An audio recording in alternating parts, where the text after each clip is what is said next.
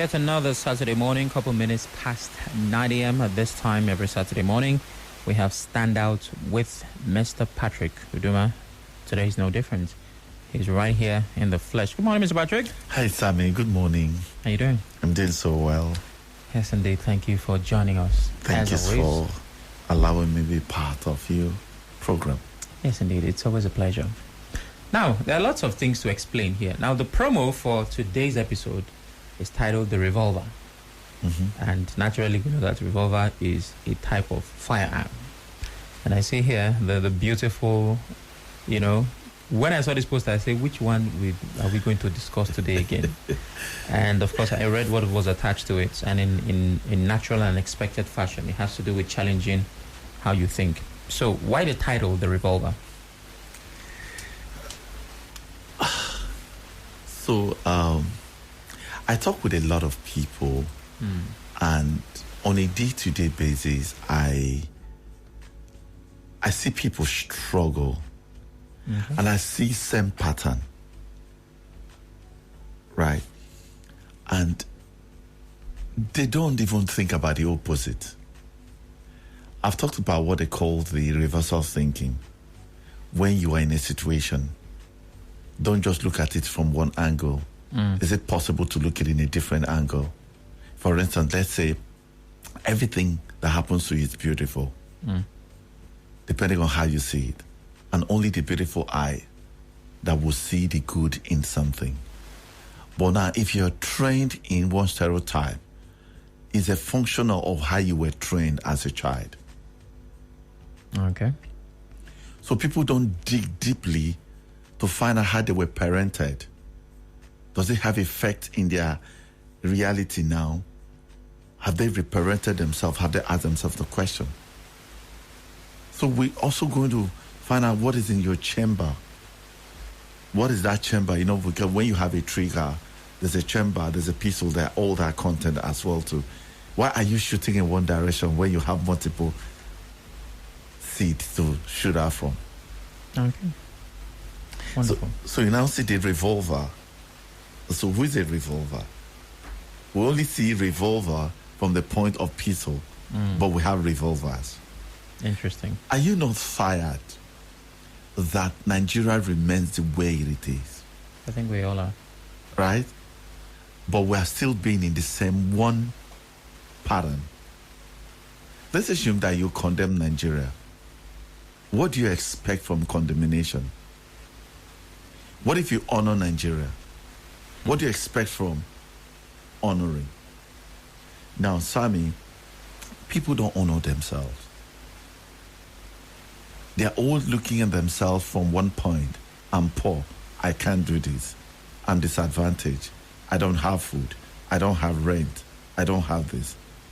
They've never thought about whether they are the architect and designer of what they are suffering. Because really, we're the architect and designer of what we're suffering, of what we're enjoying. So who is a revolver? A revolver is a person who or a thing which revolves. It's not stagnated. A person who considers or meditate on something. So if you're a revolver, you are a considerate person. You meditate. Okay. It's also a pistol with a revolving chambers, enabling several shots to be fired without reloading. Do you understand? It's in the chamber, so it means the constituent of that chamber enables you to shoot without necessarily go and reload. Now, revolve means to held in the mind and consider in turn, to cause to revolve, to ponder and to reflect. Do we sit down to ponder as a nation, as an individual? All right. Let's look at the guy who wrote Romans chapter 12, verse 12, what he said: be enthusiastic to serve the Lord, keeping your passion towards him boiling point. Radiate the glory with the glory of his Holy Spirit, and let him fill you with excitement as you serve him. Let this hope burn forth within you, releasing a continual joy. People note only sadness without joy. And we have asked the question, Sammy, how did we associate sadness with pain? It's a reaction. Who parented us? Who conditioned us on that? If I smile, does it change the pain? It doesn't change the pain. Does it change the pain? So why do I choose to only be sad when I don't pay the rent? Why should I complain about life when I can rejoice with life? So here we provoke thought. Why are we in reactional mood rather than in creative mood? Don't give up in times of trouble, but commune with God at all times. I like the way the guy who wrote, pen down Psalm 77 verse 12 say, I will meditate on your works and thoughtfully consider all your great and wondrous deed. The guy in Philippians said, keep your thought continually fixed on all that is authentic and real, honorable and admirable, beautiful, respect, pure and holy, merciful, kind, and fasten your thought on every glorious work of God, present in Him always. So it's either you are intentionally revolving or revolve, or nature will revolve you. Or loss will revolve you. Or disappointment will revolve you. Or adversity will revolve you. Now this is how it is, right? You know that you have a generator. It's either you service it or the load will cause you to service it. Yeah. And you just do everything. Right? So we're saying, people, you don't need to be adversity to revolve you. You have to be intentional through self-development and consciousness and awakening your heart to say, hey, I seek for a better me, because there's a better you in your chambers. Okay. We live in a world which is constantly changing. And this is the trust of this. You know, people, if you talked with the people in the age of 60, 50, 70, 80, right? And now they are caught up with a digital world, right? So the earth, the world, the business, the demand of life is fast changing. Character changing. Modalities are changing. Business concepts are changing by the second.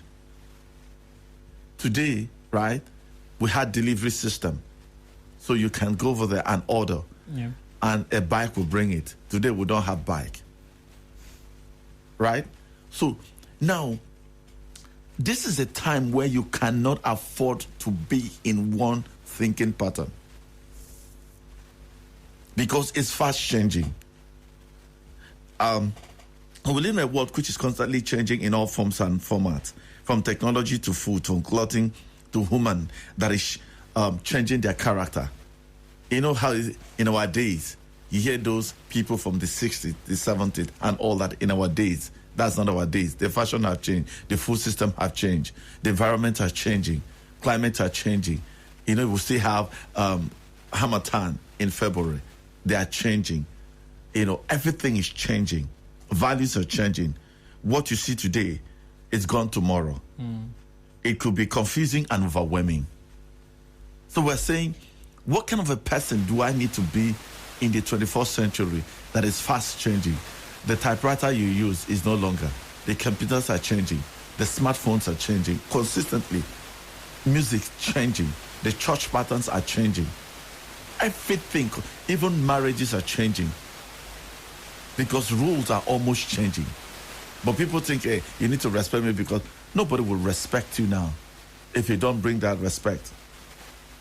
So my concern will be, should I stay in the old pattern, or should I have an adaptable mind to interface over there?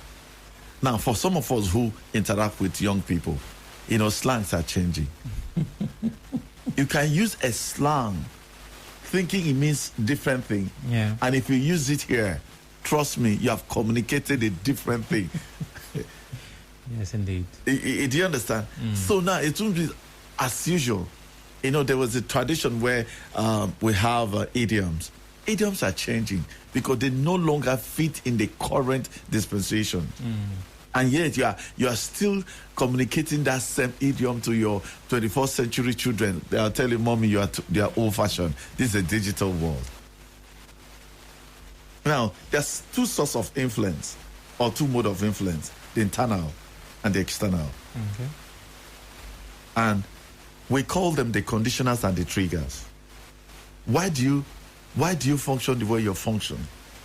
Let's look at the foundations of conditioning. It's about parenting. A lot of us are who we are today because of how we were parented. Now, let's look at it that you are rigidly guided as a child or loosely guided.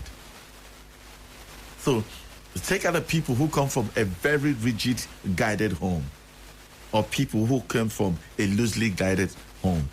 You know, the parents are out. They give them money to go and buy food, right? Think about that, what that's done in your conscious and lifestyle. And you grew up in that way because you never get to see your mom, you never get to see your dad. They are ever flying here and there and all that. So there's a house help who gives you money to go and buy. But there's other people who are rigidly guided or over-guided or unguided. So you have to fend for yourself. Or under-pampered or casually pampered. Or over-pampered. Over-protected. Or exposed. Then you are over-polished. Where are you? 6 o'clock, you need to come back. Or you are self-polished. Over-comforted. Or under-comforted. You went to school. You saw your mates. Oh, every month they have allowance. You have to struggle for your allowance to come. You are thankful for everything. And now you are always self-thinking. I came to one of those self-thinking people. Over-cared for, under-cared for.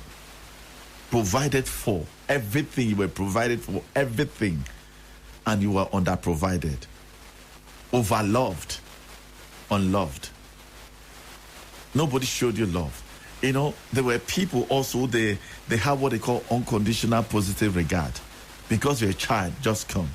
There are people, the only time they are children is when they have acted according to the desire of their parents. So it's only when I've got the first class that I say, hey, this is my daughter, this is my son.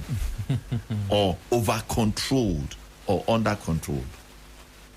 Now, a lot of us are functioning in this conditioning and they are triggering the way we think, the way we reason. And it's one part of our life because that childhood from 7 months to 9 years did a whole lot of things. This is the foundation of how we think and how we ponder. Now let's look at about the artistic style. Who are the artists? The artists are people who have adjustable chambers. You know, an artist can be here and his imagination is another place. That's right. He draws inspiration. He doesn't allow the old to cloud the new. So they are inspired and they have fresh mind. They tap from the great source of love. They think over, they turn over. They think about and they are deliberate. They exist in the moment and usher their chambers with new insights. They are risers. They are chambers of vessels to transmit their divine reality to functional reality. Have you got into a house and the guy who paints is abstract? He's ever abstract. He's thinking from abstract. Yeah. He doesn't allow his environment to condition him. Now, people in this category have redefined their life, right? So you now see that I could be in a polluted environment and I'm living from an environment from that external that I can imagine. Yeah. These are people who are imaginations are held there than their reality. You know, time will fail me. But how do we revolve? So now, in the chambers, there's a loader. And there are gateways. The loader are the gateways that you have entrance. They have the wrong gateway and the right gateway. And in this wrong and gate is based on who you are. Are you one who has reparented himself and know who you are? I understand what can help useful and what is not useful. The kind of music that will help you or the kind of information that can help you.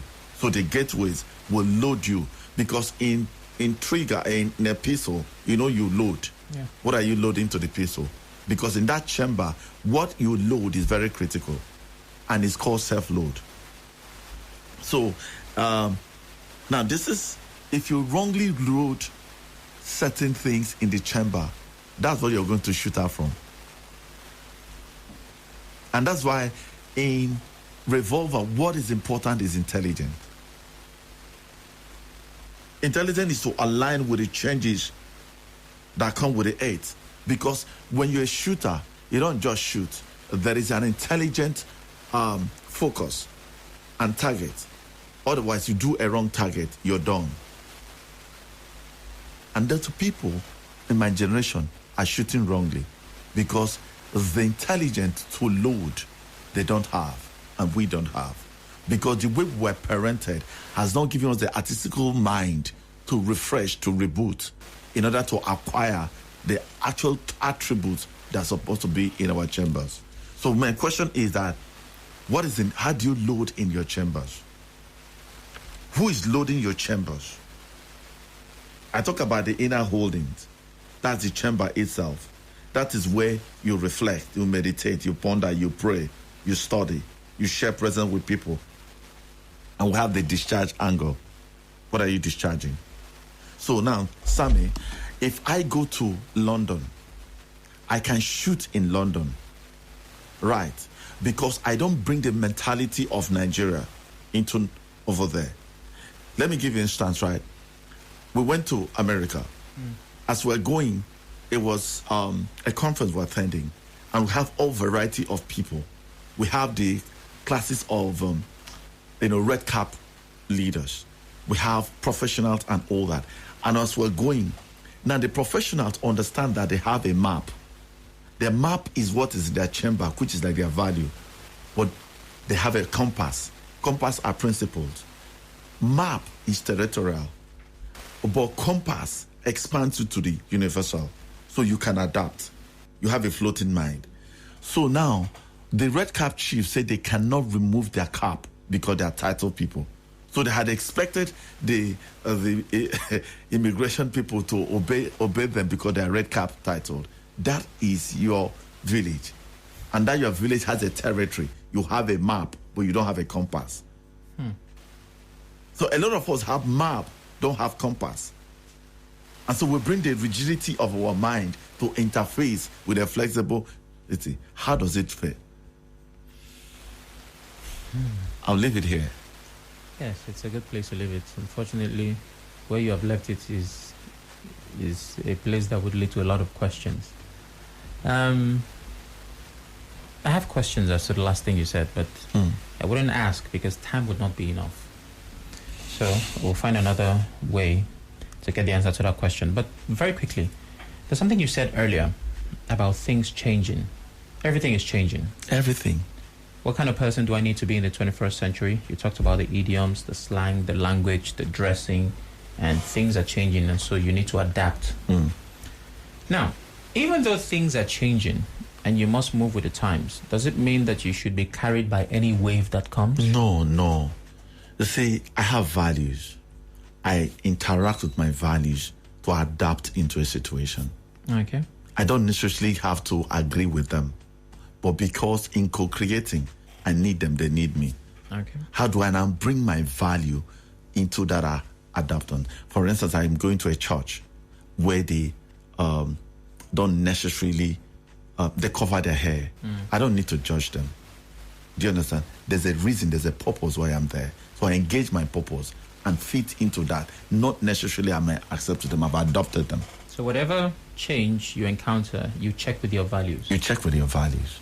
Interesting. Because that's where you're shooting from your chambers. Okay. So I have heard that something is happening today. The prestigious. Today at 11 a.m., the Inner Court Royal Garden Hotel, Arochukwu Street, Rumomasi, Port Harcourt. Tell us why. Sammy, have you seen people awarded honor of extortion? Extortion? Mm. I've seen people given award they didn't deserve, but for extortion, I don't think I've seen that. Do we celebrate wickedness? Yeah, there are lots of things to celebrate today that we're not supposed to celebrate. Yes, we do. Okay. Have you also seen that wicked people don't create institutions? Well, I've not had to particularly notice a pattern, but I know that you really can bear good fruits if you're a bad seed or a bad tree. I know that. So have you seen two cities? One is prestigious and one is a junk. Yeah, definitely. Come, let's consider which one we like. Interesting. So, where exactly are we coming to? Well, the Inner Court, Royal Garden Hotel, Arochukwu Street, Rumomasi, Port Harcourt, River State.